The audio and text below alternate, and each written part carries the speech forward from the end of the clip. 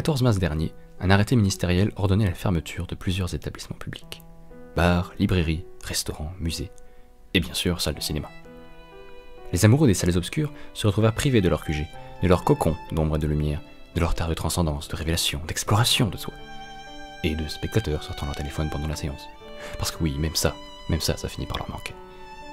Ils avaient perdu ce lieu où le feu de leur passion se renouvelait. En un mot commençant, ils l'avaient dans le cul.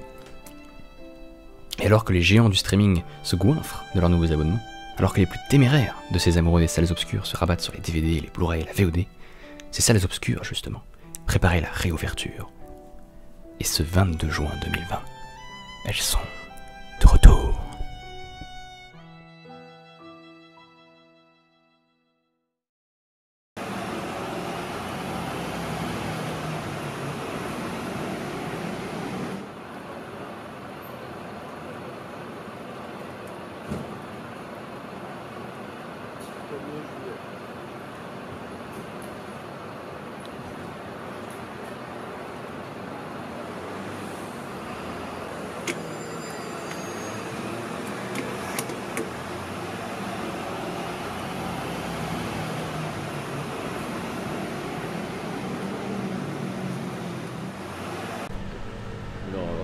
Enchanté, merci de te prêter l'exercice. Avec plaisir. Je vais te demander de te le présenter, tout simplement. Ouais, alors je m'appelle Lorenzo Chama, je suis programmateur de 2 salles indépendantes parisiennes, les Écoles Cinéma Club, dans laquelle on se trouve, et le Christine Cinéma Club, qui est rue Christine, dans le quartier latin toujours. On a aussi une société de distribution qui s'appelle Les Films du Camélia, qui est active depuis 1988 et très active depuis 2003.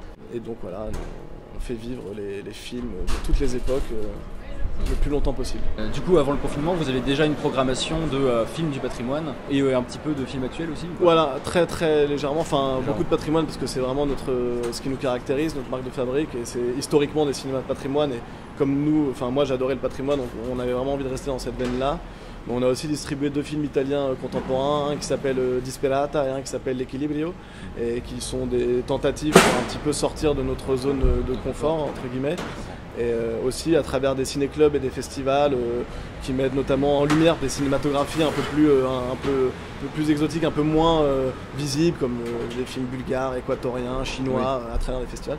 On peut passer des films contemporains voilà, qui donnent le pouls et le tempo de toutes ces cinématographies des 4 coins du globe. L'idée, c'est toujours de faire la part belle au patrimoine, mais d'attirer toujours plus un jeune public, comme les gens de vos âges. Quand on a repris les cinémas en 2015, on s'est rendu compte d'un énorme décalage entre l'intérêt du jeune public pour le cinéma de patrimoine, pour le cinéma d'ailleurs, on dit patrimoine, mais on pourrait dire le cinéma au sens large, juste cet intérêt de savoir d'où vient le cinéma et où il est allé jusqu'à aujourd'hui. Et il y avait un problème de communication. On se rendait compte que les jeunes étaient totalement ouverts et hyper enthousiastes à l'idée de venir chez nous, mais ils ne connaissaient pas forcément bien notre existence. Donc à travers les réseaux sociaux, Facebook, Twitter, Instagram, on s'est attelé à se faire connaître d'un nouveau public.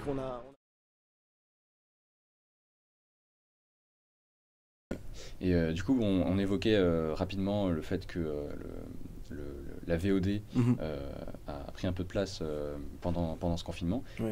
Est-ce que tu penses que ça va véritablement influencer enfin modifier le rapport de cette VOD, de ces sites de VOD à la salle de cinéma? Est-ce qu'il va y avoir un déséquilibre, bien que ce soit pas très équilibré actuellement? Oui. Si tu as un avis.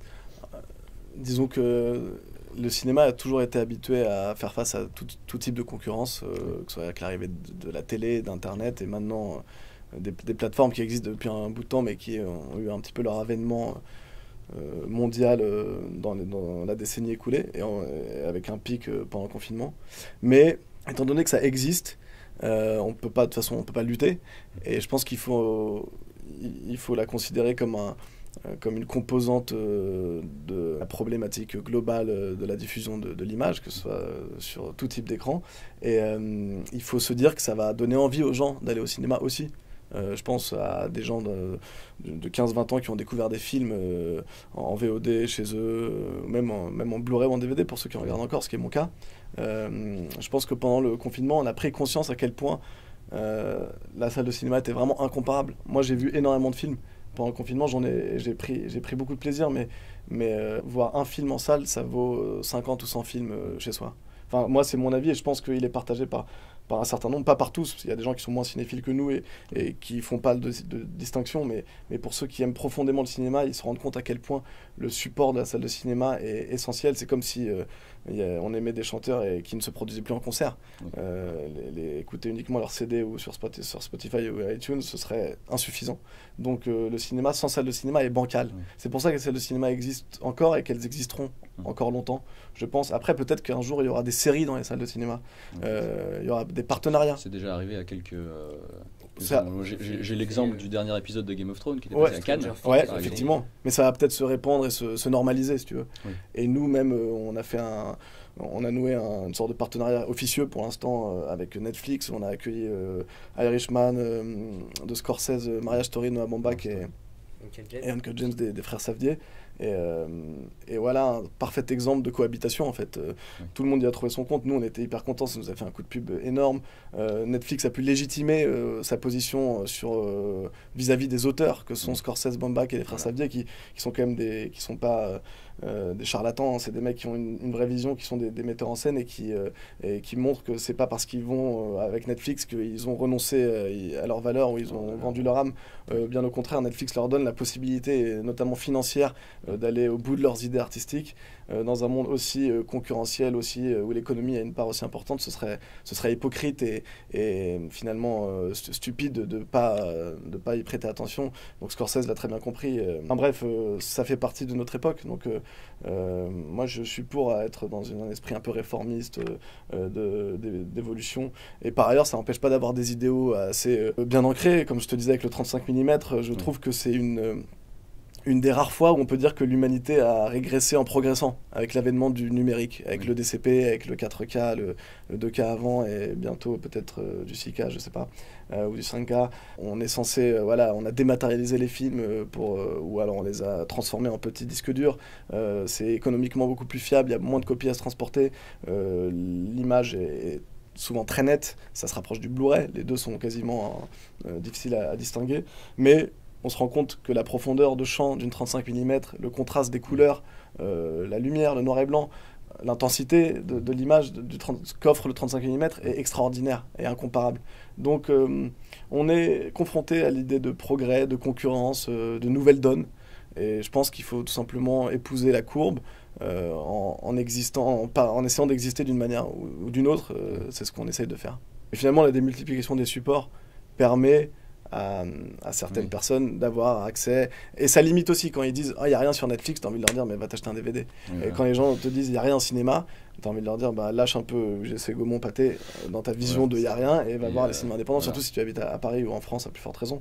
Donc tout est aussi question d'ouverture d'esprit et de connaissance de culture. C'est-à-dire à partir du moment où les gens sont au fait, ça leur ouvre les portes suivantes finalement.